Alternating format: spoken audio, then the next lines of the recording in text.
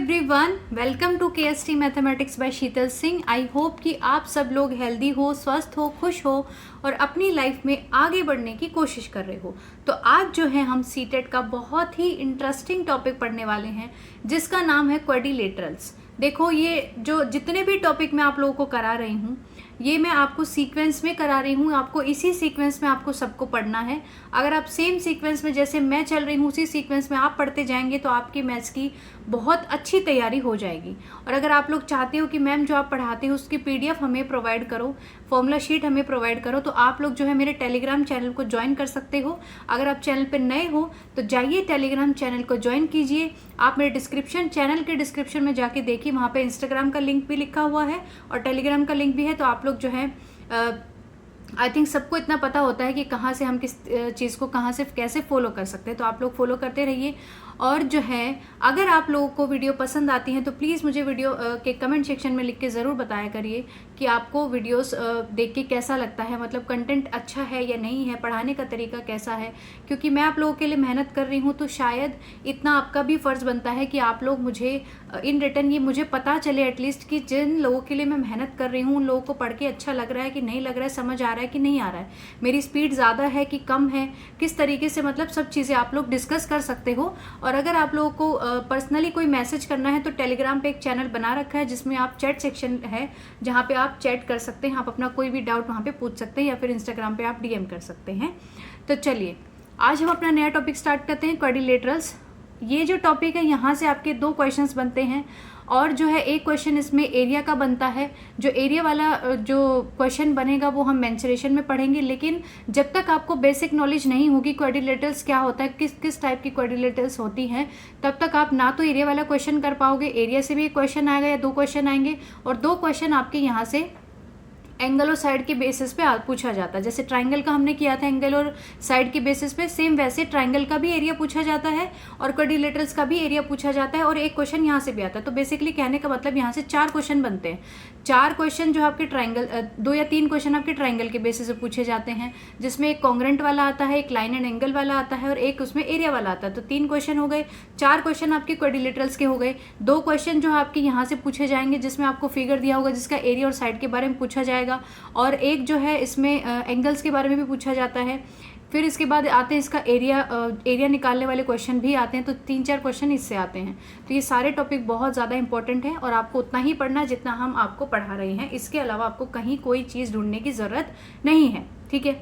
चलिए सबसे पहले हम समझते हैं कि क्वाड्रिलेटरल्स होता क्या है। क्वाड्रिलेटरल्स का मतलब होता है कि जिसकी 4 भुजाएं हैं, यानी एक ऐसा फिगर जिसमें 4 साइड्स हैं। उसके ऊपर अभी तक हमने क्वाड्रिलेटरल्स में मतलब कोई भी ऐसी चीज़ नहीं बोल रहे हम कि चारों भुजाएं बराबर हैं या नहीं बराबर हैं। वो चीज़ें हम बाद में कैटेगराइज करते हैं कि रेक्टेंगल है, कि स्क्वायर है, कि काइट है, कि रोम्बस है, कि ट्रेपीजियम है, ठीक है। तो ये टाइप्स ऑफ क्वाड्रिलेटरल्स में आता है। लेकिन क्वाड्रिलेटरल का एक्चुअल मीनिंग होता है जिसकी 4 साइड्स होती हैं। एक ऐसा फिगर, आपको क्लोज फिगर पढ़ना जिसकी साइड्स क्या होती हैं, 4 होती हैं और जिसके क्या है डायगोनल्स की बातें करते हैं हम उसमें, और अपोजिट एंगल्स की बात करते हैं, कॉन्जिक्यूटिव एंगल्स की बात करते हैं, कॉरस्पॉन्डिंग एंगल्स की बात करते हैं और उसके साइड्स की बात करते हैं, एरिया की बात करते हैं, पेरीमीटर की बात करते हैं, ठीक है। तो ये सब चीज़ें आपको इस वीडियो में पढ़नी है। चलिए सबसे पहले जो हमारा कौन कौन सी हमारे क्वाड्रिलेटरल्स होते हैं उसके बारे में समझिए। फर्स्ट है हमारा रेक्टेंगल, सेकंड होता है हमारा स्क्वायर, स्क्वायर के बाद आता है रोम्बस, रोम्बस के बाद आता है पैरेललोग्राम, पैरेललोग्राम के बाद आता है ट्रेपीजियम, ठीक है। ये 5 ही आपकी क्वाड्रिलेटरल्स हैं, ये आपको पढ़नी है। इन्हीं से आपके क्वेश्चन आता है। पैरेललोग्राम का क्वेश्चन ज़रूर पूछा जाता है और एक ट्रेपीजियम का भी पूछा जाता है। और जो है पैरेललोग्राम वैसे most of the time parallelogram पूछा जाता है। रोम्बस और या फिर जो है आपका काइट से भी क्वेश्चन आता है, ठीक है। तो जो है ये सारे टॉपिक बहुत ज़्यादा इंपॉर्टेंट है। देखो हो सकता है कि अभी तक ट्रेपीजियम का क्वेश्चन आ रहा है बार बार, तो मे बी इस बार जो है रेक्टेंगल से पूछ लिया जाए। तो एरिया में भी रेक्टेंगल का यूज़ होता है। जब तक आपको एक फिगर की बेसिक नॉलेज नहीं होगी तो आप लोग जो है क्वेश्चंस को अटेम्प्ट नहीं कर पाएंगे। ज्योमेट्री एक ऐसा टॉपिक है जिसमें आप जब तक उस फिगर को नहीं समझोगे, मतलब रेक्टेंगल का एक्चुअल मीनिंग क्या है, रेक्टेंगल की साइड्स में क्या रिलेशन है, एंगल्स में क्या रिलेशन है, पेरीमीटर कैसे निकालते हैं, एरिया कैसे निकालते हैं, एंगल्स में क्या रिलेशन है, जब तक आप वो चीज़ नहीं समझोगे तो आप जो है ये टॉपिक नहीं कर पाओगे। ज्योमेट्री का एक भी क्वेश्चन आप नहीं कर पाओगे। तो चलिए आज हम समझते हैं पहले इसके साइड्स के में क्या रिलेशन है वो हमें समझना है, ठीक है। चलिए देखिए फर्स्ट हमारा है रेक्टेंगल। रेक्टेंगल का हिंदी में रेक्टेंगल को क्या बोलते हैं? आयत बोलते हैं। रेक्टेंगल में होता क्या है? रेक्टेंगल में लेंथ होती है और ब्रेड्थ होती है। फिगर को समझो, पहले फिगर को समझो। आपने स्क्वायर को पढ़ा होगा, जिसकी चारों भुजाएं बराबर होती हैं उसको हम क्या बोल देते हैं? स्क्वायर बोल देते हैं। ठीक है, अब अगर मैंने थोड़ा सा इसको लेंथ वाइज थोड़ा सा बढ़ा दिया, ठीक है, ब्रेड्थ मैंने सेम रखी लेकिन लेंथ वाइज मैंने थोड़ा सा बढ़ा दिया, तो ये क्या बन गया? ये बन गया रेक्टेंगल। ठीक है, क्या बन गया? रेक्टेंगल बन गया। तो स्क्वायर और रेक्टेंगल को और रोम्बस को मैं स्क्वायर के बाद पढ़ाऊंगी।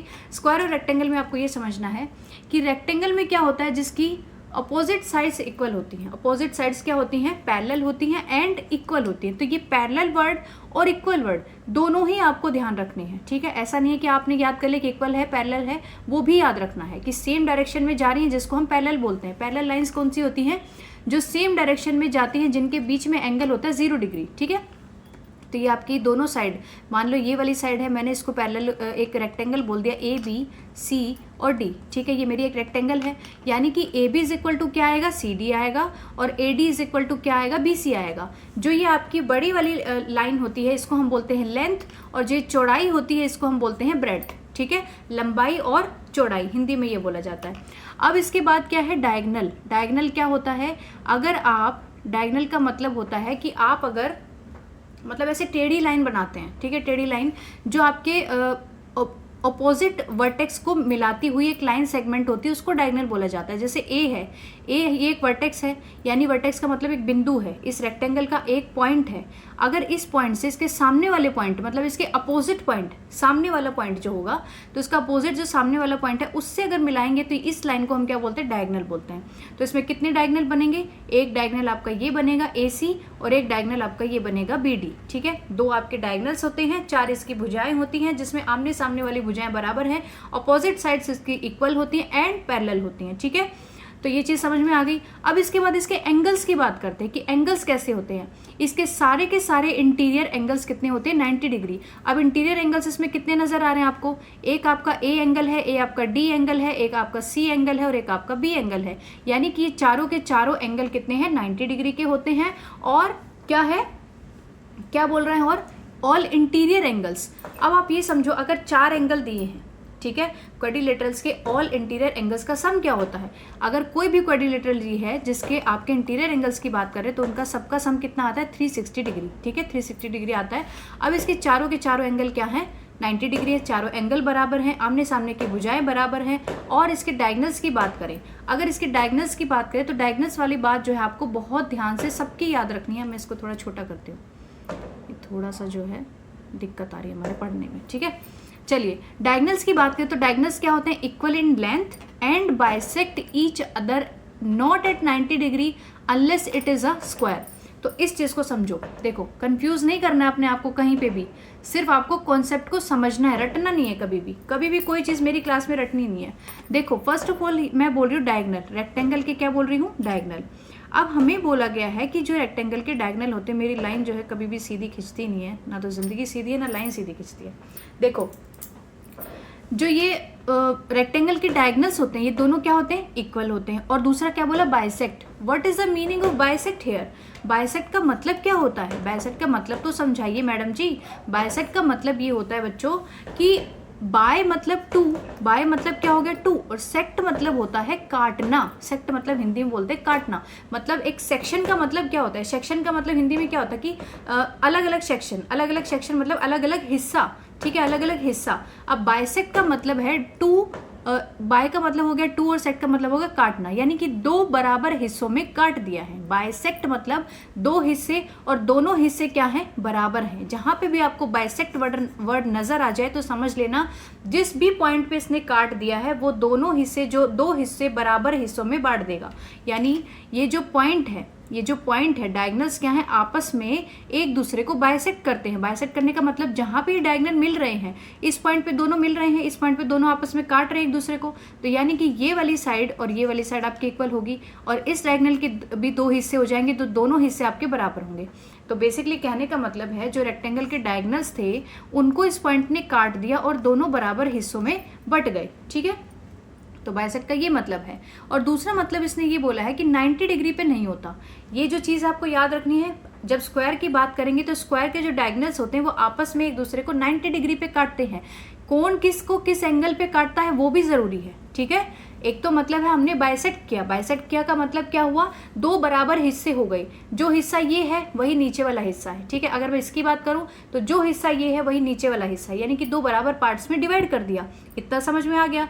डायगोनल्स इक्वल है, इतना भी समझ में आ गया कि डायगोनल्स की लेंथ इक्वल है, यानी कि AC इज इक्वल टू क्या है, AC is equal to BD है। अब दोनों को बाइसेक्ट किया, दोनों को अगर बाइसेक्ट किया है, अगर डायगोनल को बाइसेक्ट किया है तो अगर ये O पॉइंट है तो OD is equal to OB आएगा, यानी कि OD इज इक्वल टू क्या आएगा, OB आएगा। And OA is equal to क्या आना चाहिए, OC आना चाहिए। समझ आ गया बाइसेक्ट का मतलब, दो इक्वल पार्ट्स में डिवाइड करा, दो बराबर भागों में बांट दिया जाता है अगर हम किसी पॉइंट पे बाइसेक्ट की बात कर रहे हैं।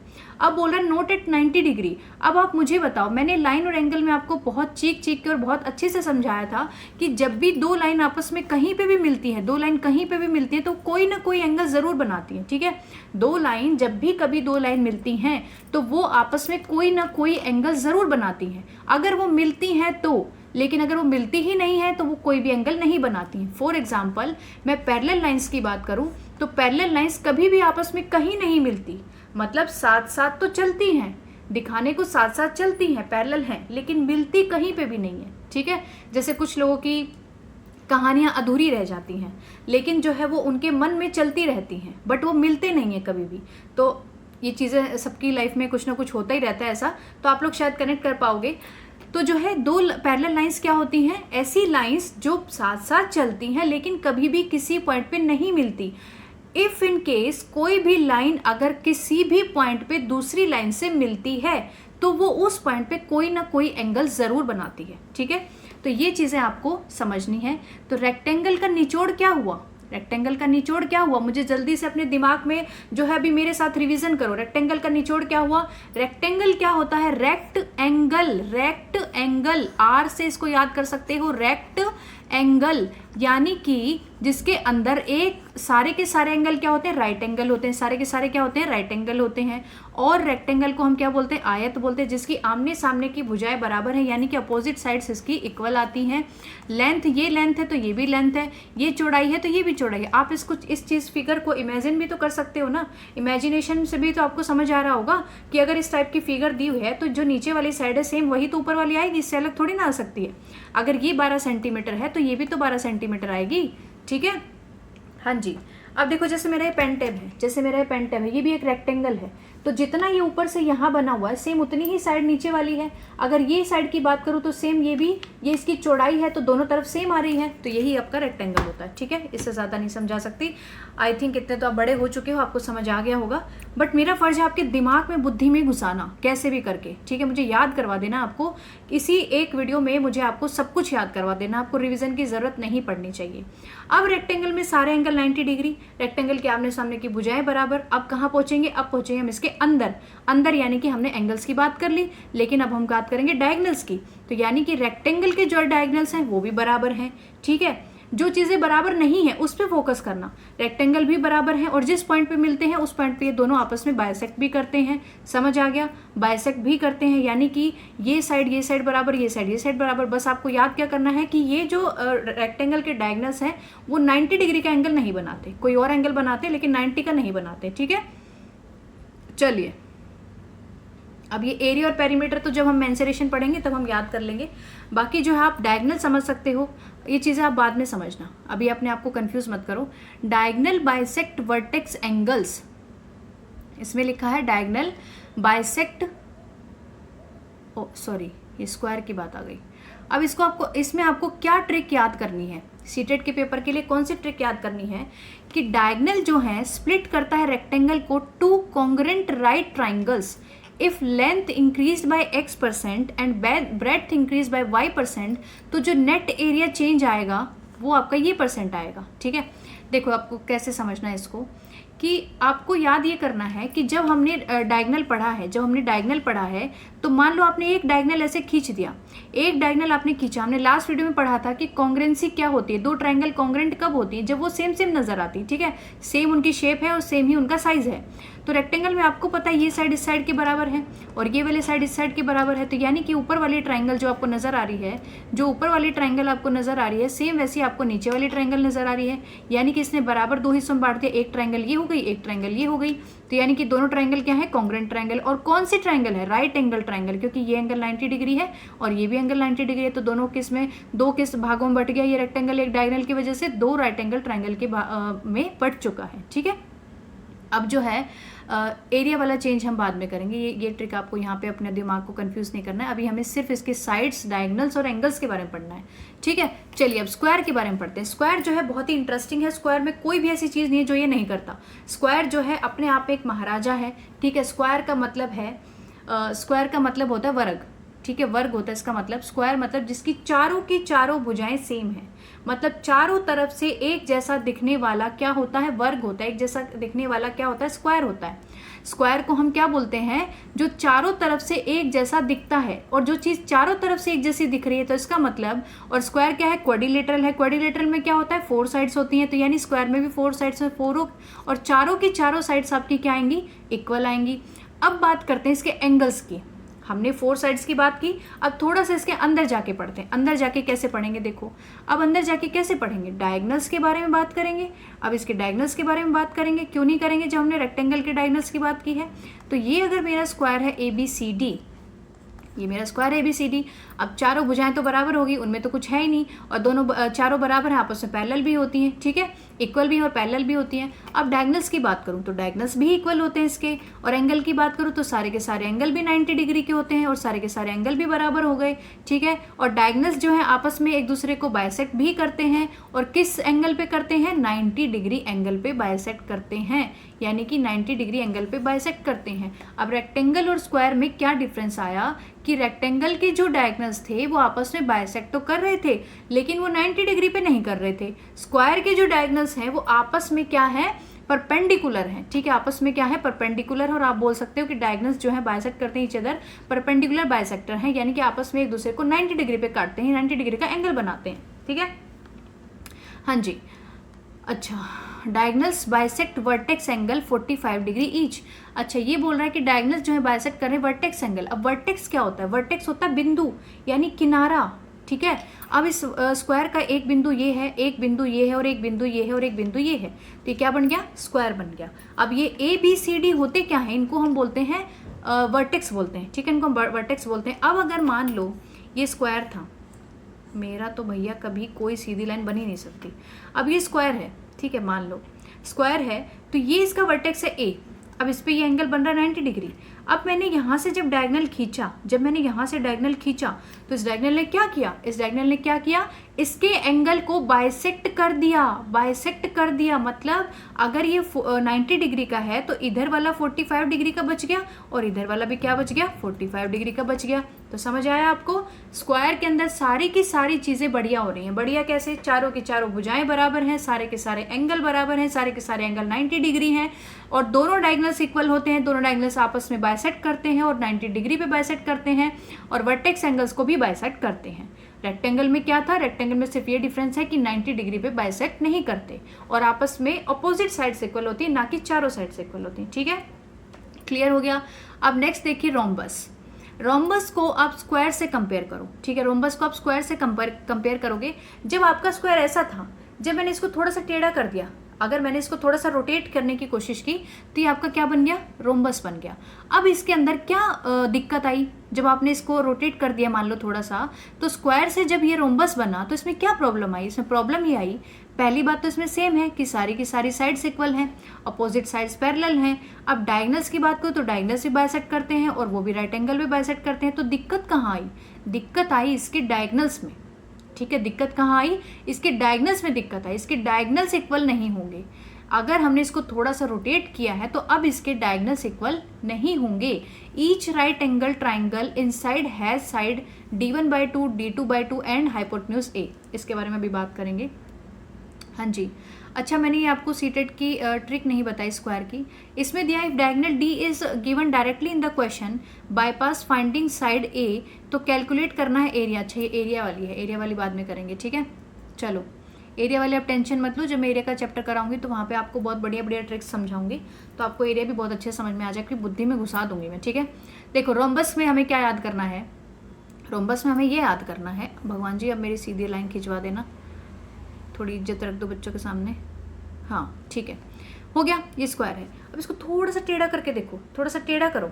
अब आपके दिमाग में ये आ रहा होगा कि यार ये तो ऐसे ही तो है, अगर मैं इसको थोड़ा टेढ़ा करके देखता हूँ तो ये अभी भी तो एक स्क्वायर की तरह नजर आ रहा है, जब इसकी साइड्स इक्वल हैं, जब इसके अपोजिट साइड्स पैरेलल हैं, जब इसके डायगोनल बाइसेक्ट कर रहे हैं, इस पॉइंट पे 90 डिग्री एंगल बना रहे हैं, तो ये डायगोनल्स इक्वल क्यों नहीं है।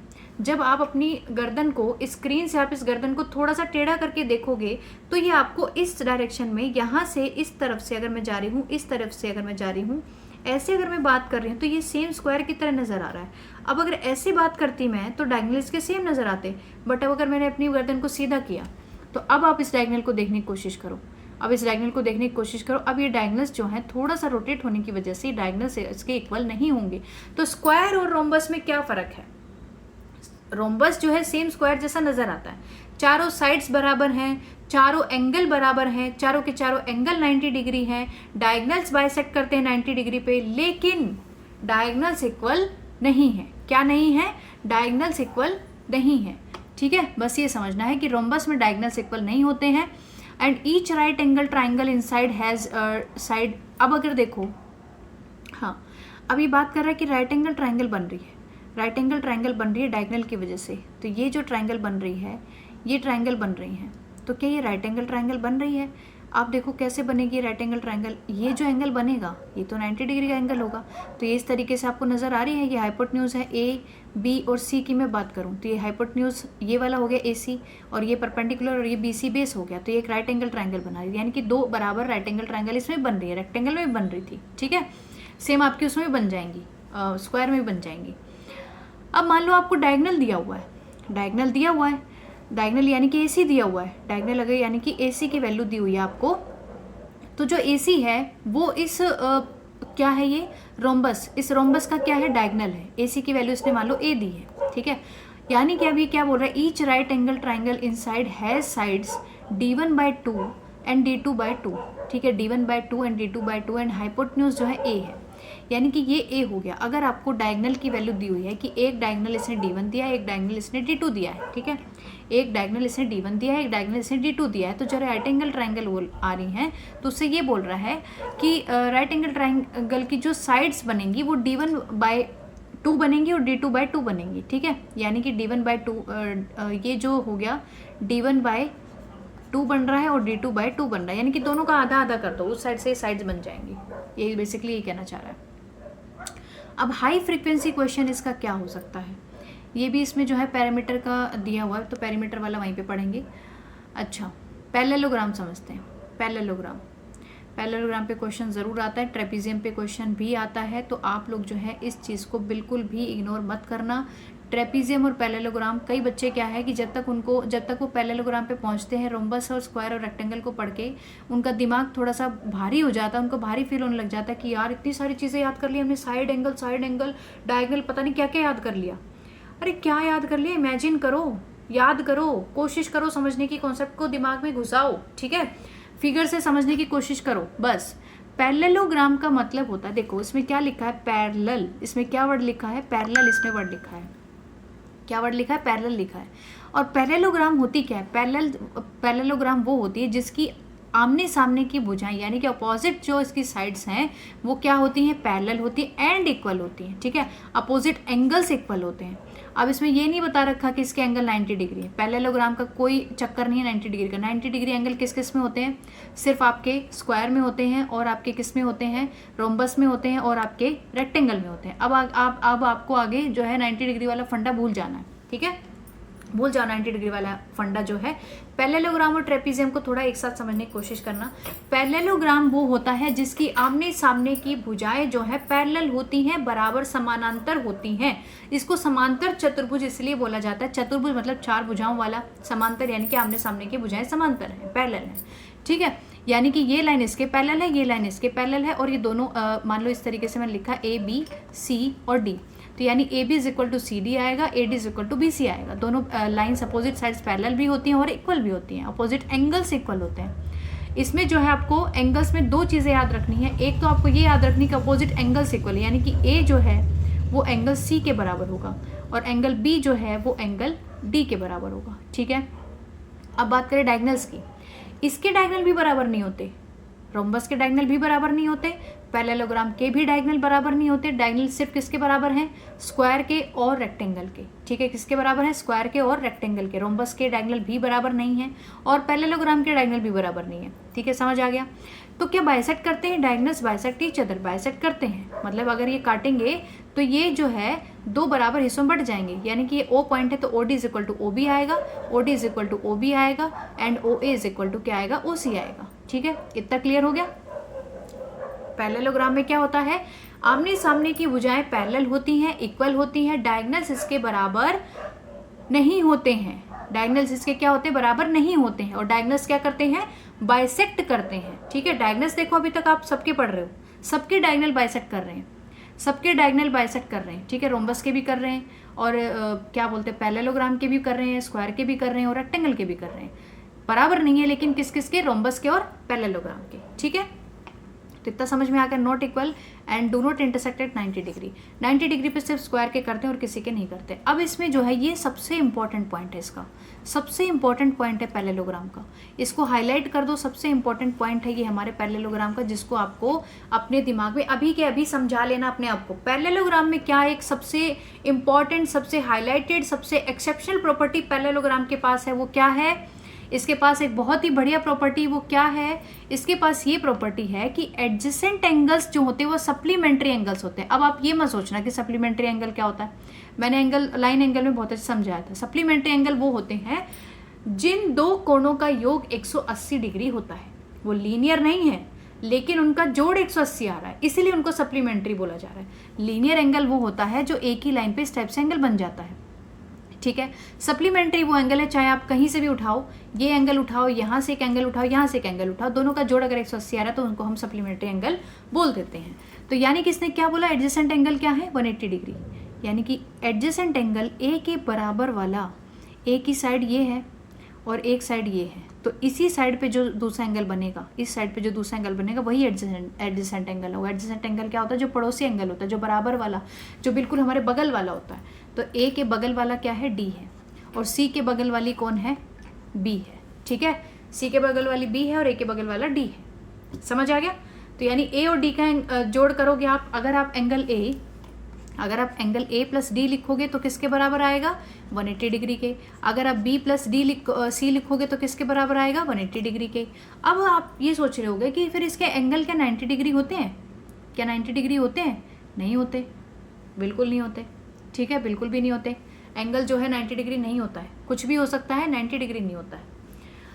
हाँ जी, अच्छा, अब जो है ट्रेपीजियम, चलिए फटाफट से देखिए ट्रेपीजियम को करते हैं। ट्रेपीजियम जो है नाम से ही हमें कंफ्यूज कर रहा है, ट्रैप करने की कोशिश कर रहा है। अब देखो, ना तो ये काइट जैसा दिख रहा है, ना ये हमें रोम्बस जैसा नजर आ रहा, ना ये स्क्वायर है, ना ये रेक्टेंगल है, ना ये पैरेललोग्राम है। ये तो बिल्कुल एक ट्रैप है हमारे लिए, ऐसे समझो। ट्रेपीजियम हमारे लिए एक ट्रैप है जिसमें क्या दिया है, इसमें जो है अपोजिट साइड्स क्या है? पैरेलल है। Sum of angles on same non parallel side क्या है? 180 डिग्री। यानी कि इसने क्या किया? पैरेललोग्राम की कुछ प्रॉपर्टीज तो इसने ली हैं। ठीक है, ट्रेपीजियम ने पैरेललोग्राम की कुछ प्रॉपर्टीज ले रखी हैं और वो क्या प्रॉपर्टीज हैं? वो प्रॉपर्टीज क्या हैं कि one pair of opposite sides is parallel. यही ध्यान रखना, आमने सामने की भुजाएं पैरेलल होती हैं, वो पैरेललोग्राम होता है, लेकिन जिसमें सिर्फ एक पेयर मतलब सिर्फ एक जोड़ा, यानी कि सिर्फ दो साइड्स पैरेलल होती हैं आपस में, बाकी की दो उनका कुछ अता पता नहीं है। अगर आप ये वाली साइड देखोगे ये जा रही है इस डायरेक्शन में, ये वाली साइड देखोगे ये जा रही है इस डायरेक्शन में, तो ये तो कहीं जाके मिल जाएंगी, पैरेलल तो होंगी नहीं। पैरेलल लाइन तो कभी कहीं पे भी किसी पॉइंट पे नहीं मिलती। जब ये दोनों लाइन कहीं जाके मिल जाएंगी तो पैरेलल कैसे होंगी? ये तो आपस में कोई एंगल बना रही है, पैरेलल लाइन तो कभी कोई एंगल नहीं बनाती है। तो इसका मतलब कौन सी लाइन पैरेलल है? ये वाली लाइन इस वाली लाइन के पैरेलल है। ये लाइन कभी आपस में नहीं मिलेंगी लेकिन साथ साथ चलेंगी। ठीक है, समझ आ गया? जो आपका क्या है, ये ट्रेपीजियम क्या है, पैरेललोग्राम जैसा दिखता है थोड़ा थोड़ा, लेकिन किस तरीके से, थोड़ा सा दिखता है, थोड़ा सा यानी आधा दिखता है। आधा कैसे? अब इसकी जो है सिर्फ दो ही लाइन ऐसी होती हैं जो आपस में पैरेलल होती हैं, यानी एक ही पेयर मिलेगा आपको। वो हो सकता है इस तरीके से बना हो सकता है कि वो इस तरीके से बना दिया जाए, इस तरीके से भी बना दिया जा सकता है। तो ये वाली साइड भी पैरेलल हो सकती है आपस में। तो ऐसे कंफ्यूज मत करना कि हमेशा ऐसा ही फिगर का थोड़ा सा टेढ़ा बना के भी दिया जा सकता है, ठीक है। अब इसके बाद दूसरी बात क्या है, sum of angles on the same non parallel side is 180 degree. इसने पैरेललोग्राम की कुछ बातें तो उठाई लेकिन आधी अधूरी उठाई हैं, इसीलिए ये ट्रेपीजियम, इसलिए हमें ट्रैप कर रहा है। Sum of angles on same non parallel sides. Non parallel sides कौन सी हैं? ये वाली नॉन पैरेलल साइड है, ये वाली नॉन पैरेलल साइड है, यानी कि ए बी सी और डी, ए बी सी और डी, ये हमारी नॉन पैरेलल साइड्स हैं। ए डी और बी सी जो है पैरेलल नहीं है आपस में। तो sum of angles on the same non parallel side is 180 degree. इसका मतलब समझने की कोशिश करो, सेम नॉन पैरेलल साइड, ठीक है, ऑन द सेम यानी कि बराबर, नॉन पैरेलल साइड, ये दोनों क्या है, नॉन पैरेलल साइड है। और इन दोनों नॉन पैरेलल साइड के एंगल्स का अगर हम सम करते हैं सेम साइड पे तो वो कितना आता है, 180 डिग्री आता है, ठीक है, क्लियर हो गया। अब देखो आइसोसेल्स ट्रेपीजियम, ट्रेपीजियम भी दो टाइप की होती है, ठीक है। आइसोसेल्स ट्रेपीजियम जो है वो क्या होती है और एक नॉर्मल ट्रेपीजियम क्या होती है वो समझो। आइसोसेल्स ट्रेपीजियम वो होती है नॉन पैरेलल साइड्स इक्वल होती हैं, डायगोनल्स इक्वल होते हैं और बेस एंगल जो है वो भी इक्वल होते हैं, ठीक है। बेस एंगल मतलब जैसे मान लो ए और बी की बात कर रहे हैं, ये दोनों भी इक्वल होते हैं। और आइसोसेल्स ट्रेपीजियम बनता कैसे है, देखो इनमें फ़र्क क्या है ट्रेपीजियम और आइसोसेल्स में। एक मैं नॉर्मल ट्रेपीजियम ले रही हूँ, एक मैं नॉर्मल ट्रेपीजियम ले रही हूँ और एक मैं ले रही हूँ आइसोसेल्स ट्रेपीजियम। राइटिंग पे मत जाओ, समझने पे ध्यान दो, ठीक है। मान लो मैंने ऐसे बना दिया, ये बना दिया मैंने, लो भैया ये आपका हो गया ट्रेपीजियम। आइसोसेल्स मैंने बनाया, आइसोसेल्स मैंने बनाया, वो बनेगा ऐसा, वो बनेगा ऐसा, यानी कि ये वाली साइड इस वाली साइड के पैरेलल है, ये वाली साइड इस वाली साइड के पैरेलल है, तो यानी कि एक पेयर हमें पैरेलल लाइंस का मिल रहा है। सिर्फ ट्रेपीजियम में और आइसोसेल्स ट्रेपीजियम में ये फ़र्क है कि जो नॉन पैरेलल साइड्स हैं वो इक्वल होती हैं आइसोसेल्स में, ठीक है। नॉन पैरेलल साइड्स क्या होती हैं, इक्वल होती हैं, और डायगोनल्स भी इसमें इक्वल आएंगे, ठीक है। इसमें डायगोनल्स इक्वल नहीं आ सकते। देखो आप थोड़ा सा अपना दिमाग से इमेजिन करने की कोशिश करो, क्या ये लाइन इस लाइन के, इतनी लंबी लाइन एक छोटी सी लाइन बराबर हो सकता है? नहीं हो सकता। इन दोनों में क्या होगा, इन दोनों बराबर आएगी, यानी कि आइसोसेल्स ट्रेपीजियम के डायगोनल भी बराबर हैं, नॉन पैरेलल साइड्स बराबर हैं, पैरेलल नहीं है, बराबर हैं। पैरेलल में और बराबर में फ़र्क है। बराबर का मतलब अगर ये 8 सेंटीमीटर तो ये भी 8 सेंटीमीटर है। पैरेलल का मतलब डायरेक्शन से बात है, एंगल से बात है, ठीक है। तो यानी कि ए बी सी डी अगर हमारी आइसोसेल्स ट्रेपीजियम है तो जो हमारा ए डी है वो किसके बराबर है, बी सी के बराबर है, और ए बी जो है किसके पैरेलल है, डी सी के पैरेलल है। यानी कि एक पेयर हमें पैरेलल लाइंस का मिल रहा है और एक पेयर हमें मिल रहा है जो बराबर है आपस में, और डायगोनल्स भी इसके बराबर है। डायगोनल्स यानी कि A C is equal to B D भी इसका बराबर है, ठीक है। अब हम इस वाली ट्रेपीजियम की बात करें तो इसमें सिर्फ एक ही प्रॉपर्टी है कि A B is parallel to D C है। इसके अलावा जो है इसमें कोई भी साइड बराबर नहीं है, कोई भी डायगोनल बराबर नहीं है, ठीक है जी, क्लियर हो गया। वीडियो जो है थोड़ी सी आपको लंबी लग रही होगी, लेकिन आप एक बार समझ लोगे तो आपको बहुत अच्छे से समझ में आ जाएगा। अब आइसोसेल्स ट्रेपीजियम में क्या है, बेस एंगल्स इक्वल है। बेस एंगल्स क्या है, इक्वल है।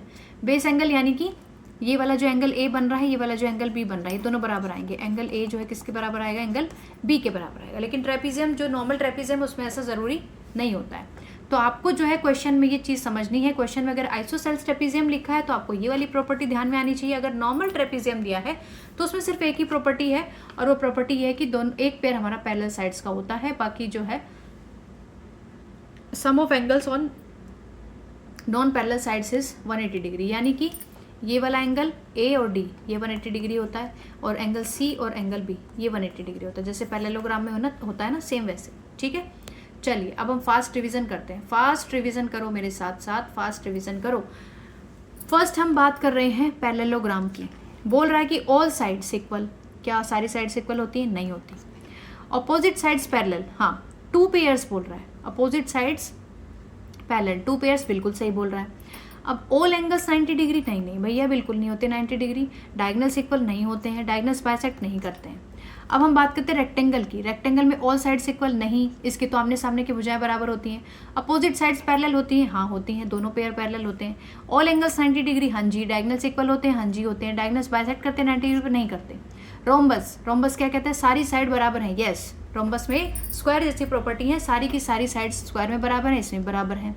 अब अपोजिट साइड्स पैरेलल रोम्बस में भी होती हैं, स्क्वायर में भी होती हैं। सारे एंगल 90 डिग्री रोम्बस में नहीं होते, स्क्वायर में होते हैं। सारे डायगनल इक्वल रोम्बस में नहीं होते, स्क्वायर में होते हैं। देखो स्क्वायर कितना अच्छा है, इसके पास सारी चीज़ें हैं, सारी साइड बराबर, सारे अपोजिट साइड्स पैरेलल, सारे एंगल 90 डिग्री, डायगनल्स बराबर, सारे डायगनल्स बाइसेक्ट कर रहे हैं 90 डिग्री पे। तो बहुत ही मतलब राजा महाराजा हो गया। अब डायगनल बाइसेक्ट करें 90 डिग्री पे, रोम्बस के करते हैं, लेकिन रोम्बस में सिर्फ क्या दिक्कत है कि उसके डायगनल बराबर नहीं है और उसके सारे एंगल 90 डिग्री नहीं होते, ठीक है। अब ट्रेपीजियम की बात करें। ट्रेपीजियम बेचारा बहुत कम प्रॉपर्टी लेके बैठा है, ना तो इसकी साइड्स बराबर हैं, ना ही इसके एंगल 90 डिग्री है, ना ही इसके डायगनल बाइसेक्ट करते हैं, और ना ही इसके डायगनल इक्वल है, ना ही इसके डायगनल 90 डिग्री है, ठीक है। सिर्फ एक पेयर होता है जो पैरेलल होता है। इसके पास बेचारे के पास इतनी सी प्रॉपर्टी है, उसके अलावा इसके पास कोई प्रॉपर्टी नहीं है। सिर्फ ये और एक और एड ऑन है कि इसके जो आपके नॉन पैरेलल साइड्स के जो एंगल बनते हैं, एडजेसेंट एंगल, वो 180 डिग्री होते हैं। हाँ, इस केस में अगर आइसोसेलेस ट्रायंगल तो उसमें डायगनल बराबर है, ठीक है। तो ये आपको समझना है। हाँ जी, अब देखिए सीटेट की पेपर 2 की पेडागोजी और कॉन्सेप्चुअल शॉर्टकट में बताती हूँ आपको। फर्स्ट कॉन्सेप्ट है हमारा हायरार्की कॉन्सेप्ट। हायरार्की कॉन्सेप्ट ये होता है कि पहले बच्चों को नंबर पढ़ाया जाता है, पहले बच्चों को काउंटिंग पढ़ाया जाएगा 1 2 3 4 5 6, फिर उनको जोड़ना घटाना पढ़ाया जाता है, फिर उनको मल्टीप्लिकेशन पढ़ाई जाती है, डिवीजन पढ़ाया जाता है, फिर उसके बाद उनको इंटीजर्स वगैरह, ये रियल नंबर्स वगैरह पढ़ाए जाते हैं, फिर उनको फ्रैक्शंस पढ़ाया जाता है। तो थोड़ा सा मतलब एक स्टेप टू स्टेप एक तरीका है पढ़ाने का मैथ का, तो उसको हम बोलते हैं hierarchy concept. Every square is a rhombus and rectangle, ये चीज़ आपको ध्यान रखनी है कि क्या बोला है, every square is rhombus and rectangle, every rhombus and rectangle is a parallelogram, every parallelogram is a quadrilateral. तो रिवर्स नॉट ट्रू, क्या लिखा है, रिवर्स ट्रू नहीं है, लेकिन जिस सीक्वेंस में इसने बोला वो ट्रू है। अब ये बोल रहा है कि हर एक स्क्वायर रोम्बस हो सकता है, हाँ हो सकता है, क्यों नहीं हो सकता, रोम्बस हो सकता है, लेकिन रोम्बस स्क्वायर नहीं हो सकता। क्यों नहीं हो सकता, रोम्बस के डायगनल्स इक्वल नहीं हो सकते। ऐसी पॉसिबिलिटी है कि एक ऐसा रोम्बस बनाया जा सकता है जिसके डायगनल्स इक्वल ना हो, लेकिन अगर स्क्वायर है जिसके डायगनल इक्वल है तो वो रोम्बस हो सकता है, उसको कोई दिक्कत नहीं, वो बराबर भी ले लेगा डायगनल, ठीक है। तो हर एक स्क्वायर जो है वो रेक्टेंगल भी हो सकता है, वो रोम्बस भी हो सकता है, बट रोम्बस और रेक्टेंगल स्क्वायर नहीं हो सकते। तो ये चीज़ आपको क्वेश्चन आपके एग्जाम पॉइंट ऑफ व्यू से बहुत इंपॉर्टेंट है। अब बात कर रहे हैं रोम्बस एंड रेक्टेंगल की। आप अपने दिमाग में जो है फिगर बना के, अगर आपको नहीं याद आता है, नहीं समझ आ रहा है, तो साइड में फिगर बना के देख लो, ठीक है। रोम्बस और रेक्टेंगल क्या है, पैरेललोग्राम है। क्या बोल रहा है, रोम्बस एंड रेक्टेंगल क्या है, पैरेललोग्राम है, लेकिन पैरेललोग्राम क्वाड्रिलेटरल होती है सिर्फ, वो रेक्टेंगल और रोम्बस नहीं हो सकती, ठीक है। एंगल सम प्रॉपर्टी, ये एंगल सम प्रॉपर्टी जो है ये बहुत इंपॉर्टेंट है, इससे क्वेश्चन पूछा जाता है। सम ऑफ इंटीरियर एंगल्स अगर क्वाड्रिलेटरल की बात करें तो वो कितना है, 360 डिग्री होता है। सम ऑफ एक्सटीरियर एंगल की बात करें तो वो भी कितना है, 360 डिग्री है, ठीक है। अब वो 360 डिग्री का इंटीरियर एंगल 360 डिग्री सम आया कैसे, वो ये फॉर्मूला होता है हमारे पास। अगर आपके पास कोई भी पॉलीगन है, इसके क्वेश्चंस मैं अलग से कराऊंगी, इसको जब मैं वर्टिसेस वाला टॉपिक कराऊंगी तो उसमें कराऊंगी डिटेल में, एक्सटीरियर एंगल कैसे बताते हैं, ईच इंटीरियर एंगल कैसे बताते हैं, वो सब कराएंगे, लेकिन आप फिर भी याद कर सकते हो। अगर आपके पास कोई भी रेगुलर कोई भी पॉलीगन दिया है तो उसका फॉर्मूला होता है ये इंटीरियर एंगल निकालने का, ठीक है, सम ऑफ इंटीरियर एंगल निकालने का, n-2 इंटू 180 डिग्री। n जो है जितनी नंबर ऑफ साइड्स हैं वो पुट कर दो। अगर आप क्वाड्रिलेटरल की बात करें तो 4, पेंटागन की बात करें तो 5, हेक्सागन की बात करें तो 6 पुट कर दो, आपके इंटीरियर एंगल्स का सम यहाँ से आ जाएगा। अब पाइथागोरन ट्रिपलेट जो हमें मेमोराइज करनी है हमारे एग्जाम पॉइंट ऑफ व्यू से, जो ज़्यादा ज़रूरी है, जो ज़्यादा पूछी जाती हैं, extremely useful for rhombus, diagonal, rectangle के कैलकुलेशन के लिए, वो क्या है, ये कुछ पाइथागोरन ट्रिपलेट्स जो आपको याद होने चाहिए, 3 4 5, 5 12 13, 7 24 25 और 8 15 17, ठीक है। ये मत रटो, कोई ज़रूरी नहीं है, आप चेक भी कर सकते हो, अगर आपको याद है तो बहुत अच्छी बात है। अब जो बात है वो क्या है कि mid point theorem on quads, joining mid point of side any quadrilateral form a parallelogram. ये बहुत इंपॉर्टेंट चीज़ बोल रहे हैं कि मिड पॉइंट थ्योरम जो है क्वाड्स यानी कि क्वाड्रिलेटरल्स की बात कर रहा है, joining mid point of sides of any quadrilateral, यानी कि कोई भी क्वाड्रिलेटरल है, मान लो मैंने लिया है यहाँ पे रेक्टेंगल, अब ये बोल रहा है कि मिड पॉइंट ये होंगे इन साइड्स के, अगर इन मिड पॉइंट्स को क्या कर देते हैं, मिला देते हैं, यानी कि इस तरीके से अगर मैं मिला रही हूँ ऐसे करके, ऐसे करके अगर मैंने मिला दिया तो अंदर ये क्या बन गया, ये पैरेललोग्राम बन गया। तो यानी क्वाड्रिलेटरल हमने 5 पढ़ी है, 5 के 5 में अगर आप इसके चारों साइड्स के मिड पॉइंट लेते हैं, मिड पॉइंट होता है मध्य बिंदु, मध्य बिंदु बीचों बीच का बिंदु जो इसको 2 बराबर हिस्सों में बांट देता है। तो अगर आप किसी भी क्वाड्रिलेटरल की 5 क्वाड्रिलेटरल पढ़ी हमने, किसी भी क्वाड्रिलेटरल में अगर आप मिड पॉइंट से ज्वाइन करता हुआ फिगर बनाते तो वो हमेशा क्या बनता है, पैरेललोग्राम बनता है। एंगल बाइसेक्टर प्रॉपर्टी ये है कि the quadrilateral formed by angle bisector of a parallelogram is always a rectangle. ठीक है, क्या बोल रहा है अगर आपके पास पैरेललोग्राम दी हुई है, इस तरीके से कोई पैरेललोग्राम है, अब क्या बोल रहा है कि quadrilateral formed by angle bisector of parallelogram. Angle bisector यानी कि ये इसके एंगल है, मान लो ये इसके एंगल है। अब इनको बाइसेक्ट करता हुआ, इनको अगर कोई बाइसेक्ट करता हुआ, इस तरीके से बाइसेक्ट करती हुई हमारे पास ये लाइन आएंगी जो बाइसेक्ट करेंगी एंगल को। अब इनको अगर मैं मिला दूँ, इनको अगर इस तरीके से मिलाया जाए तो ये अंदर इसके क्या बन जाता है, अंदर इसके बन जाता है रेक्टेंगल।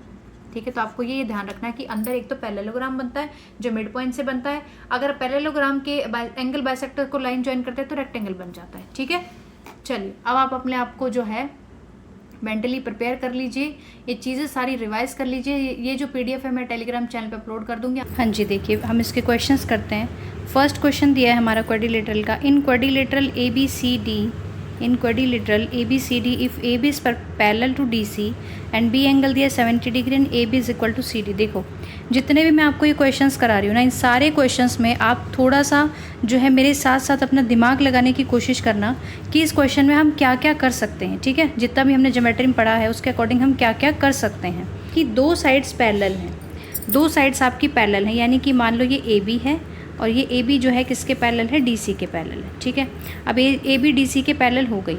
अब उसके बाद जो है हम इसको कैसे भी बना सकते हैं, कैसे भी बना सकते हैं। मैंने इसको ऐसे बना दिया ABCD। एंगल B जो है वो कितना दिया है, 70 डिग्री दिया है and AB is equal to CD, AB is equal to CD। अब आप मुझे बताओ पैरेललोग्राम में क्या होता था, अपोजिट साइड्स क्या होती हैं, पैरेलल होती हैं एंड जो है इक्वल भी होती हैं, अपोजिट साइड्स इक्वल होती हैं एंड पैरेलल होती हैं। तो अब इसमें AD और BC की बात नहीं कर रहा है तो कोई बात नहीं है, हमें उससे कोई दिक्कत नहीं है। तो इसको अगर मैं क्वाड्रिलेटरल्स, इसको हम क्वाड्रिलेटरल इसको पैरेललोग्राम समझ सकते हैं। पैरेललोग्राम में क्या होगा, हमने पढ़ा था पैरेललोग्राम में जो कॉरस्पॉन्डिंग एंगल्स होते हैं, ठीक है, एक तरफ के जो इंटीरियर कॉन्जिक्यूटिव इंटीरियर एंगल है, यानी कि ये वाला एंगल इस वाले एंगल के साथ, मान लो ये एंगल x है, एंगल C जो है x है, यानी कि x + 70 डिग्री का सम कितना आता है, 180 डिग्री आता है। ठीक है, हमने पैरेललोग्राम में ये जो इसकी एक इंपॉर्टेंट प्रॉपर्टी थी वो पढ़ी थी। तो यहाँ से जो हमारी x की वैल्यू कितनी आ जाएगी, 110 डिग्री। इसका मतलब जो एंगल C है वो आपका कितना आ गया, 110 डिग्री आ गया। अब आप इसमें देखो एंगल C किस किस में दिया है, A और ये दोनों ऑप्शन कट जाएंगे यहाँ से, इनमें दिया ही नहीं है कि एंगल C 110 डिग्री है। सेकंड ऑप्शन में 70 डिग्री दिया तो ये भी कट जाएगा, तो फर्स्ट ऑप्शन हमारे यहाँ से करेक्ट हो जाएगा। आपको A एंगल निकालने की रिक्वायरमेंट भी नहीं है। ठीक है, और बाकी जो है A जो है ये अगर 110 डिग्री है तो अपोजिट एंगल्स इक्वल होते हैं पैरेललोग्राम में, तो ये भी 110 डिग्री हो जाएगा। ठीक है, क्वेश्चन समझ आ गया। अब देखिए नेक्स्ट क्वेश्चन, देखिए ये थ्योरेटिकल क्वेश्चन है। इसमें क्या दिया है, in which of the quadrilateral rectangle square rhombus and parallelogram the diagonals are perpendicular to each other. किस किस में डायगनल जो है एक दूसरे के परपेंडिकुलर होते हैं। हमने रेक्टेंगल पढ़ा था, रेक्टेंगल में क्या है कि डायगनल बराबर होते हैं। स्क्वायर में हमने पढ़ा था, स्क्वायर में होते हैं 90 डिग्री एंगल बनाते हैं डायगनल्स। तो इसमें देखो किस किस में स्क्वायर दिया है, 3 में स्क्वायर नहीं दिया, 4 में नहीं दिया, फर्स्ट और सेकंड में स्क्वायर दिया है। फर्स्ट और सेकंड के अलावा 2 हमारे पास वो हैं, डिफरेंस क्या आ रहा है कि एक में रेक्टेंगल बोल रखा है और एक में क्या बोल रहा है, रोम्बस। अब इसका जवाब जो है, इसका जवाब आप लोग मुझे कमेंट सेक्शन में लिख के बताओगे कि रेक्टेंगल और स्क्वायर आएगा या फिर स्क्वायर और रोम्बस आएगा, क्योंकि मैंने आप लोगों को बहुत अच्छे से समझाया है कि किसके डायगनल बाइसेक्ट करते हैं, किसके डायगनल 90 डिग्री एंगल बनाते हैं और किसके डायगनल इक्वल होते हैं, किसके नहीं होते हैं। तो इसमें इक्वल की बात नहीं कर रखी, इसमें बात ये है कि जैसे स्क्वायर के डायगनल्स जो हैं वो आपस में बाइसेक्ट करते हैं एट 90 डिग्री एंगल। तो आपको यहाँ पे ये चेक करना है, आपको याद करना है कि रोम्बस या रेक्टेंगल में से किसके डायगनल 90 डिग्री पे बाइसेक्ट करते हैं। तो आप कमेंट सेक्शन में मुझे ये लिख के ज़रूर बताना। ठीक है, नेक्स्ट क्वेश्चन देखिए। Sorry consider the following statement, all rectangles are square, all rhombus are parallelogram, all squares are not parallelogram, all squares are trapezium. ये बात कर रहे हैं, ठीक है। Which of the above statement are correct, only 1 and 2, 3, 4 इस type से हमें दिया हुआ है। तो आप मुझे बताओ क्या सारे रेक्टेंगल स्क्वायर हो सकते हैं। पहली statement, all rectangles are square. अगर मान लो मैंने ये रेक्टेंगल लिया जिसकी ये साइड 14 है, ये साइड 14 है और ये 5 है और ये 5 है, ठीक है, ये 5 है और ये 5 है, तो क्या ये रेक्टेंगल स्क्वायर बनाएगा। स्क्वायर के लिए कंडीशन क्या होती है कि चारों भुजाएं बराबर होनी चाहिए। इसका मतलब फर्स्ट ऑप्शन हमारा नहीं हो सकता। अब जिसमें भी फर्स्ट दिया है वो हमारा कट जाएगा, यानी कि ये हमारा ऑप्शन नहीं हो सकता। अब हम बात करें सेकंड की, या फिर आप जो है ये ले सकते हो थर्ड वाला। देखो थर्ड चेक करो, थर्ड में क्या दिया है, all squares are not parallelogram. क्या पूछा है कि all squares are not parallelogram, यानी कि आपको एक ऐसा ऑप्शन ढूंढना पड़ेगा, ऐसा स्क्वायर ढूंढना पड़ेगा जो पैरेललोग्राम ना हो। पैरेललोग्राम के लिए कंडीशन क्या है, अपोजिट साइड्स इक्वल होती हैं, अपोजिट साइड्स पैरेलल होती हैं, ठीक है। स्क्वायर में ये भी होता है, स्क्वायर में तो सारी की सारी साइड्स बराबर है, सारी की साइड्स ये जो है इसके पैरेलल है, ये इसके पैरेलल है, और क्या है इसके डायगोनल जो है, इसके तो डायगोनल्स भी बराबर होते हैं, और क्या है इसके सारे के सारे एंगल क्या है 90 डिग्री होते हैं। तो इसके एडजेसेंट एंगल पैरेललोग्राम में 180 डिग्री होने चाहिए सम, तो वो भी बात करेक्ट है। तो ये बात हमारी इनकरेक्ट हो जाएगी, थर्ड ऑप्शन हमारा इनकरेक्ट हो जाएगा। अब जिसमें थर्ड दिया है वो कट जाएगा, तो फोर्थ ऑप्शन हमारे यहाँ से ट्रू हो जाएगा, ठीक है। चलिए अब इसके बाद ये देखिए नेक्स्ट एक और थ्योरेटिकल क्वेश्चन आया हुआ है। Consider the following statement, A triangle is completely determined by it's 3 sides. मतलब एक ट्राइंगल को कम्प्लीटली डिटरमाइन किया जा सकता है बाय इट्स 3 साइड्स, तीनों साइड के बिहाफ पे हम आप उसको कम्प्लीटली डिटरमाइन कर सकते हो। सेकेंड ऑप्शन बोल रहा है a unique quadrilateral can not be constructed if measure of its 4 sides are given. इसने बोला है कि आपको अगर चारों भुजाओं की मेजरमेंट दी हुई है तो यूनिक क्वाड्रिलेटरल नहीं बनाई जा सकती, ठीक है। अगर आपको चारों साइड्स गिवन है तो क्यों नहीं बनाई जा सकती। आप इसका इस क्वेश्चन का जो आंसर है आप मुझे कमेंट सेक्शन में लिख के बताएंगे, क्योंकि मेरे साथ साथ आप लोगों को भी प्रैक्टिस करनी है, ठीक है। चलिए नेक्स्ट क्वेश्चन लिखा है P Q R S is a parallelogram whose diagonals P R and Q S intersect at point O. ठीक है, अभी हम इतना ही काम करते हैं। पहले हम एक पैरेललोग्राम बना लेते हैं। ये हमारी पैरेललोग्राम हो गई P Q are and S. अब इसने बोला है कि जो डायगोनल है P R and S Q, ये दोनों डायगोनल एक पॉइंट पे इंटरसेक्ट कर रहे हैं, उसको इसने बोल दिया ओ, ठीक है। सच दैट ओ पी की वैल्यू इसने बोली x+7 है, ओ क्यू की वैल्यू इसने बोली है कि x+y है, ठीक है, ये हो गई। और इसने ओ आर की वैल्यू दी है 20 सेंटीमीटर और ओ एस की वैल्यू दी है 16 सेंटीमीटर। तो आप मुझे बताओ, मैंने आप लोगों को ये बात बताई थी, अभी हमने पढ़ा है कि पैरेललोग्राम के जो डायगोनल्स होते हैं वो जिस पॉइंट पे इंटरसेक्ट करते हैं उसके बाद ये बाइसेक्ट करता है। तो इसका मतलब क्या हुआ, O S is equal to O Q होना चाहिए and O P is equal to क्या होना चाहिए, ओ आर होना चाहिए। तो आपको बस यही करना है, यहाँ से यही करना है। O P is equal to क्या पुट करो, ओ आर पुट करो। ओ पी की वैल्यू क्या है, x+7 है, और ओ आर की वैल्यू कितनी दी है, 20 सेंटीमीटर दी हुई है। तो x की वैल्यू यहाँ से कितनी आ जाएगी, 13 आ जाएगी। अब दूसरा क्या दिया है हमें, O S is equal to O Q है, ओ एस की वैल्यू कितनी है 16 है, ओ क्यू कितना है x+y दिया है, x की वैल्यू 13 यहाँ पे पुट कर दीजिए। 16 इज इक्वल टू 13 + y, तो y की वैल्यू यहाँ से क्या आएगी, 16 - 13 करेंगे y की वैल्यू आ जाएगी, यानी कि y की वैल्यू आ गई 3। और हमें निकालनी किसकी है, 7y + 5 की वैल्यू निकालनी है, 7y + 5 की वैल्यू निकालनी है। तो 7 × y हो गया 3 + 5, ये हो गया 21 + 5 यानी कि 26। फर्स्ट ऑप्शन आपका यहाँ से करेक्ट हो जाएगा, ठीक है। बस अगर आपको पैरेललोग्राम, ये सारे जो मैंने क्वाड्रिलेटरल्स बताए हैं, इन सब के बारे में अगर आपको सारी बातें दिमाग में याद रहेंगी तो आपके बहुत सारे क्वेश्चन सॉल्व हो जाएंगे। आपको देखो इनमें एरिया वेरिया भी कुछ नहीं निकालना है, ठीक है।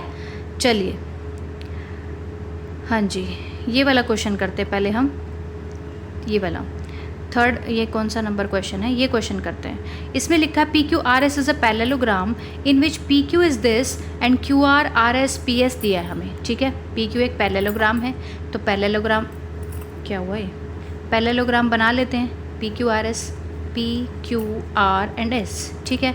अब हमें पी क्यू दी है 4x+1 और हमें क्यू आर दिया है 26, आर एस दिया है 25 एंड पी एस दिया है 3y - 1। हमें वैल्यू निकालनी है 3x + 2y की, हमें वैल्यू निकालनी है, ठीक।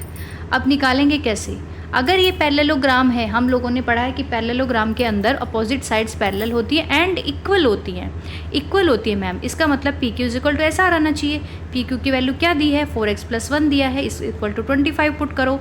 4x is equal to 25 minus 1 करेंगे 24 आएगा, x की वैल्यू क्या आएगी 6 आएगी। अब सेम यहीं से करो, 3y माइनस 1 हमारा 26 के इक्वल आया, क्योंकि क्या है, P S is equal to Q R के इक्वल है। तो 3y इज इक्वल टू क्या हो जाएगा 27, y की वैल्यू आ जाएगी 9। ठीक है, अब हमारे पास x की वैल्यू कितनी आई है, 6 आई है। तो 3 × 6 प्लस क्या निकालना है 2y, तो 2 × 9 करेंगे, 2 × क्या करेंगे 9, 18 + 18 कितना आ गया 36, यानी कि फोर्थ ऑप्शन यहाँ से करेक्ट हो जाएगा। ठीक है, क्वेश्चंस अब आई थिंक आपको समझ में आ रहे होंगे। मैंने थ्योरेटिकल क्वेश्चंस आपके लिए छोड़े हैं, बाकी जो प्रैक्टिकल जो सॉल्व करने वाले हैं वो सारे मैं आप लोगों को 1 बाय 1 करके करा रही हूँ। ठीक है, अब देखो ये क्वेश्चन देखो, 50 नंबर क्वेश्चन, 49 नंबर क्वेश्चन देखो। इसमें दिया the 4 angles of a quadrilateral are in the ratio the difference of greatest and smallest angle of the quadrilateral is. अब इसमें ये नहीं बता रखा कि क्वाड्रिलेटरल क्या है, लेकिन हमें ये पता है कि कोई भी क्वाड्रिलेटरल होता है तो उसके चारों के चारों एंगल का सम जो है वो कितना आता है, चारों के चारों एंगल का सम कितना आता है 180 डिग्री आता है। ठीक है, ये आप सबको पता है। अब इन्होंने रेशो दे रखा है 4:5:3:6 दिया है। तो जब भी आपको इस टाइप से रेशो में कोई चीज़ दी हो और उसका सम आप लोगों को पता है, तो आप क्या करोगे, किसी को इन सबको क्या मान लो, 4x मान लो, 5x मान लो, 3x मान लो प्लस 6x मान लो। तो यहाँ से वैल्यू कितनी आएगी 180। अब इन सबको ऐड करो, कितना हो गया ये 18x इज इक्वल टू 180। ठीक है, और 10 और 8, तो x की वैल्यू यहाँ से कितनी आ जाएगी 10 डिग्री। x की वैल्यू 10 डिग्री आई है, x की वैल्यू 10 आई है, तो आप इन सब में पुट कर दो। 4x निकालना क्या, एक्चुअली ग्रेटेस्ट माइनस स्मॉलेस्ट निकालना है। ठीक है, सॉरी ये 180 डिग्री नहीं आता, ये 360 डिग्री आता है। सॉरी गलती हो गई मुझसे, 360 डिग्री आ रहा था, क्योंकि देखो कोई भी क्वाड्रिलेटरल के एंगल जो हैं इन सबको आप चारों एंगल्स को आप ऐड करते हो, ये एक लीनियर पेयर, ये एक लीनियर पेयर, तो इसका मतलब 180 + 180 कितना हो जाता है 360 डिग्री हो जाता है, इस टाइप से आता है। तो x की वैल्यू यहाँ से 20 डिग्री आ जाएगी, 360 है। ठीक है, 20 डिग्री आ जाएगी। अब सारे एंगल्स की वैल्यू निकालो, इसको 20 से मल्टीप्लाई करो। 4x की वैल्यू यानी कि एंगल A की वैल्यू कितनी आ गई 4 दूनी 8। 5x की वैल्यू यानी एंगल B की वैल्यू कितनी आ गई 5 दूनी 10, यानी कि 100 डिग्री, 100 डिग्री हो गया। अब उसके बाद हमें निकालना है 3x कितना हो गया 60 डिग्री, और 6x कितना हो गया 120 डिग्री। अब देखो आपको पेपर में ऐसे नहीं करना है कि 4x निकाला, 5x निकाला, 3x निकाला, 6x निकाला। आपको क्या करना है, पेपर में इस क्वेश्चन को कैसे सॉल्व करेंगे, जो मैंने ये वाला तरीका बताया, यहाँ पे हमें हाईएस्ट माइनस स्मॉलेस्ट करेंगे। अगर हम हाईएस्ट माइनस स्मॉलेस्ट करेंगे तो 60 डिग्री वैल्यू आएगी। ये जो मैंने मेथड आपको सॉल्व करने का बताया है, ये तरीका है आपको समझाने के लिए एक एक चीज़। लेकिन जब आप इस क्वेश्चन को पेपर में अटेम्प्ट करोगे तो आप कैसे समझोगे। इसमें लिखा है 4 angle of quadrilateral are in the ratio 4:5:3:6। तो आपको क्या करना है, क्वाड्रिलेटरल है तो मतलब सारे एंगल्स का जोड़ कितना आएगा 360 डिग्री आएगा, और 4 रेशो दिए हैं तो इसका मतलब इन सबको ऐड कर लो। 6 और 4 10 और 5 और 3 8 और प्लस 18, यानी 18x इसके इक्वल आएगा। x की वैल्यू आएगी 20, x की वैल्यू 20 आ गई। अब दिमाग लगाओ, बोला है कि ग्रेटेस्ट माइनस स्मॉलेस्ट करना है। ग्रेटेस्ट किसके, 20 को किससे गुणा करूँगी जो बड़ा नंबर आएगा, तो 6 से गुणा करेंगे बड़ा नंबर आएगा, और 3 से गुणा करूँगी तो सबसे छोटा नंबर आएगा, तो मतलब 60, तो मतलब आ गया 60 डिग्री। तो इस तरीके से आपको पेपर में सॉल्व करना है। ठीक है, वो तभी हो पाएगा जब आपके कॉन्सेप्ट बहुत स्ट्रॉन्ग होंगे, अदरवाइज़ नहीं हो पाएगा। ठीक है जी, चलिए। हाँ जी, अच्छा ये क्वेश्चन दिया है, इसमें बोला है कि पैरेललोग्राम है। एक सेकंड में इसको हटा लेती हूँ एक बार। चलिए देखते हैं। 39 नंबर क्वेश्चन में दिया है BD is a diagonal of parallelogram ABCD। ये आपका पैरेललोग्राम है। अरे यार, एक तो ये देखो, कोई बात नहीं, बनने दो भाई, रफ जैसा भी बन रहा है। ABCD, ठीक है, पैरेललोग्राम हो गया। सच दैट, अब इसने क्या बोला है, डायगोनल है BD हमें डायगोनल बनाना है ऐसे। ठीक है, डायगोनल बना लिया। अब ये बोल रहा है कि CB और D, यानी कि ये आधा एंगल, ये आधा एंगल इसने कितना दिया है 12x। ठीक है, हो गया, समझ आ गया, समझ आ रहा है कि नहीं आ रहा है, समझ आ रहा है। ये एक साइड है, ये एक साइड है, और ये आपका डायगोनल है, तो ये आधा एंगल 12x है। अब इसने बोला ABD, यानी कि ये आधा वाला एंगल, ये एंगल दिया है 12x और ये वाला एंगल दिया है इसने 7y। ठीक है, मतलब ये टोटल जो एंगल बी है वो किसके बराबर हो गया, 12x + 7y के बराबर हो गया। अब हमें निकालना क्या है, ए डी बी भी दिया है, ए डी बी यानी कि ये वाला एंगल भी दिया है, ये कितना दिया है 60 डिग्री, और उसके बाद सी डी बी भी दिया है यानी कि ये दिया है 28 डिग्री। ठीक है, हमें इस तरीके से दिया हुआ है। अब मैं आपको बताऊं, हमें वैल्यू निकालनी है 2x + 3y की। ठीक है, हमें ये वैल्यू निकालनी है। अब इसमें आप किस किस तरीके से कर सकते हो, एक तरीका तो ये है कि पैरेललोग्राम के अपोजिट एंगल्स इक्वल होते हैं। इसका मतलब आप क्या करोगे, 12x + 7y को किसके इक्वल करोगे, 60 डिग्री + 28 डिग्री। लेकिन यहाँ से आपके x और y में वेरिएबल रहेंगे स्टिल, ये सॉल्व नहीं हो सकती इक्वेशन, क्योंकि दो वेरिएबल, अगर एक वेरिएबल होता तो वैल्यू निकल जाती, दो वेरिएबल हैं तो कैसे निकालेंगे। तो इसके लिए आप एक तो तरीका ये हो जाएगा, फिर आपको ट्राइंगल के ये वाला एंगल निकालना पड़ेगा, फिर आप इस ट्राइंगल का ये एंगल निकालो, तो ये बहुत लंबा प्रोसेस हो जाएगा। इसका शॉर्ट तरीका क्या है, अगर पैरेललोग्राम है तो मतलब सी डी और ए बी पैरेलल है, सी डी और ए बी क्या है, पैरेलल है, और ये जो डायगोनल लाइन है ये काट रही है। अगर इसको मैं आगे तक बढ़ा दूँ तो ट्रांसवर्सल लाइन हो जाएगी इसके लिए। अगर ये ट्रांसवर्सल लाइन हो गई तो मतलब ये एंगल और ये एंगल क्या है, अल्टरनेट इंटीरियर एंगल है, मतलब ये दोनों बराबर होंगे। तो दोनों बराबर होंगे तो 60 डिग्री = 12x होगा, तो यानी कि x की वैल्यू कितनी आ जाएगी, 5 आ जाएगी। ठीक है, अब दूसरी बात, ये वाला एंगल और ये वाला एंगल भी अल्टरनेट इंटीरियर एंगल है, तो ये दोनों भी बराबर होंगे। तो ये दोनों बराबर होंगे तो यानी कि 7y = 28, यानी कि y की वैल्यू कितनी आ गई, 4 डिग्री।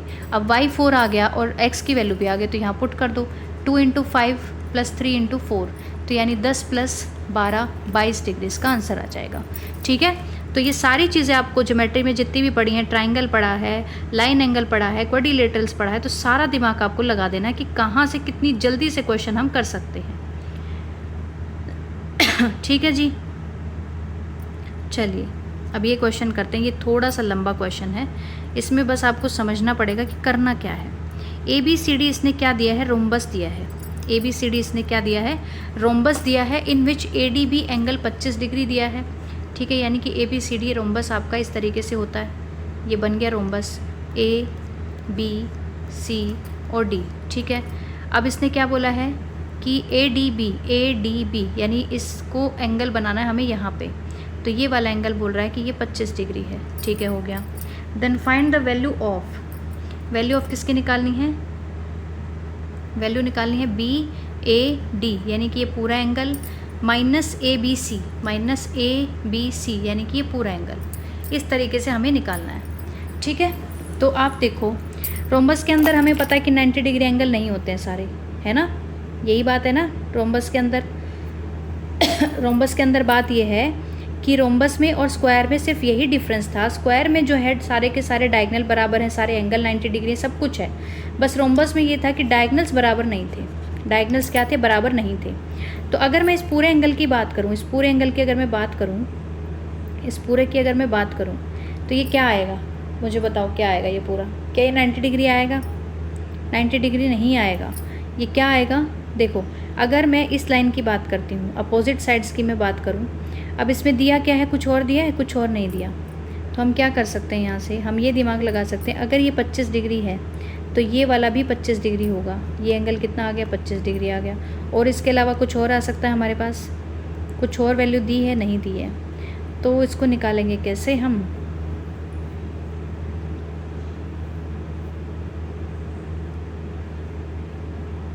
अगर मैं इस ट्राइंगल की बात करूँ, हाँ रोम्बस की सारी साइड्स इक्वल होती हैं। ठीक है, तो यानी कि ए डी = ए बी है, ए डी क्या है, ए बी के इक्वल होगा। ठीक है, अगर ए डी ए बी के इक्वल है तो ट्राइंगल में in triangle A B D क्या आएगा, अगर मैं ए डी = ए बी लिख रही हूँ तो इसका मतलब क्या हुआ, जो ये वाला एंगल है, ये वाला एंगल इस एंगल के बराबर आएगा, यानी कि एंगल ए बी डी जो है किसके बराबर आ गया, 25 डिग्री के। ठीक है, ए बी डी 25 डिग्री के आ गए, ये भी 25 डिग्री है। अब हमें निकालना क्या, पूरा एंगल, अगर ये एंगल 25 था और ये एंगल 25 था, तो यानी कि पूरा एंगल बी जो है, पूरा एंगल बी यानी कि ए बी सी है, किसके बराबर आ गया, 25 डिग्री + 25 डिग्री, यानी कितना हो गया, 50 डिग्री। तो एक एंगल तो हमारा निकल गया ए बी सी। अब हमें निकालना है बी ए डी यानी कि ये पूरा एंगल निकालना है मुझे।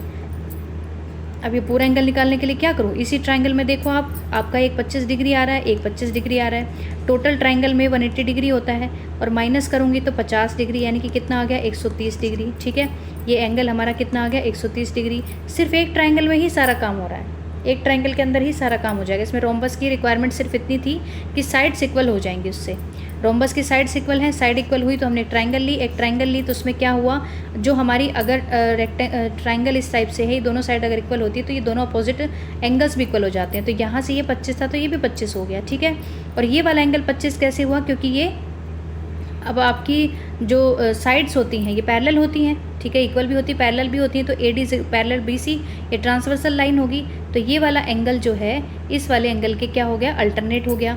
तो वो 25 आ गए थे, टोटल 50 आ गए। ये आ गया 130, ये सॉरी 130 कैसे आया, क्योंकि ट्राइंगल हमने ली ABD में क्या आया हमारे पास 180 डिग्री, माइनस क्या किया मैंने, एंगल BDA किया, और माइनस क्या किया, दूसरा एंगल क्या माइनस किया, सॉरी प्लस AD और B, ठीक है, इस तरीके से।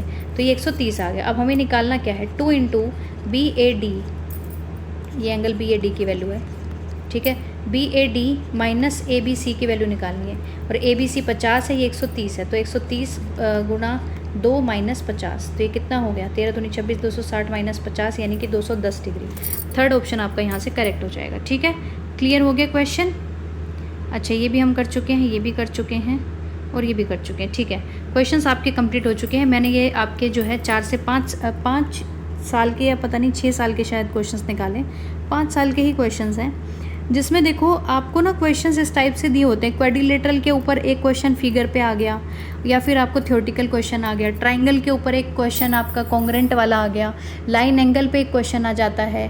फिर एरिया पेरीमीटर पे एक क्वेश्चन आता है, चाहे वो ट्राइंगल का पूछे चाहे ट्रेपीजियम का पूछे, कई बार ट्राइंगल और ट्रेपीजियम दोनों का पूछ लेते हैं। फिर मेंशुरेशन में आपका क्यूब का वॉल्यूम पूछ लिया जाता है या सिलेंडर का वॉल्यूम पूछ लिया जाता है, ठीक है। तो इस टाइप से आपके ज्योमेट्री और मेंशुरेशन के मिला के 7-8 क्वेश्चन आते हैं, ठीक है। 7 से 8 क्वेश्चन आपके ज्योमेट्री और मेंशुरेशन के आते हैं। तो आपको जो है ज्योमेट्री मेंशुरेशन तो बिल्कुल भी नहीं छोड़ के जाना चाहिए।